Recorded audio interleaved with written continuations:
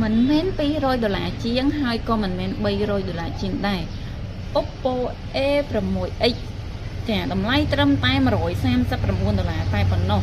ជាមួយនឹងការរចនារូបរាងគែមជ្រុងស្ដាងស្រាលងាយស្រួលក្នុងការចាប់កាន់ជាមួយនឹងទំហំអេក្រង់ធំជាប្រភេទអេក្រង់បែបទម្លុះអេក្រង់ហើយសម្រាប់ល្បឿនបង្ហាញនៅលើអេក្រង់វិញមានរហូតដល់120 Hz ឲ្យធ្វើឲ្យការអូសវិជានៅលើអេក្រង់ហ្នឹងគឺបានកាន់តែរលូនកាន់តែស្មូតមែនទែនដែលពិសេសណាកម្រិតពន្លឺមានរហូតដល់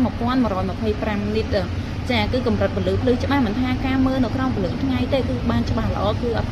ចាកុំជាមួយនឹងពន្លឺថ្ងៃទេចាហើយមួយទៀតទំហំថ្មគឺធំមានរហូតដល់6500 មីលីអាំពែម៉ោងដែលយើងធ្វើការសាកមកពេញចាប្រើបាន2ទៅ3ថ្ងៃដោយគ្មានបញ្ហាចាបងដែលធ្វើការច្រើនណាចាអាចជ្រើសរើសជាមួយ Oppo A6X បានហើយមួយទៀត Oppo A6X របស់យើងណាក៏បំពាក់ជាមួយនឹងប្រទេស chip Snapdragon 685ផងដែរវាធ្វើឲ្យការចាឆ្លាស់ចេញចូលកម្មវិធីហ្នឹងគឺបានកាន់តែរហ័សកាន់តែរលូនខ្លាំងមែនទែនចាហើយក៏មានមុខងារសម្បូរបែបចាមុខងារ AI សម្បូរបែបផងដែរចាបើសិនជាពុកម៉ែបងប្អូនចាំបារម្ភជាមួយនឹង Oppo A6X តម្លៃ$139អាចមករកជាបាននៅហាងរតនាកុំភ្លេចណា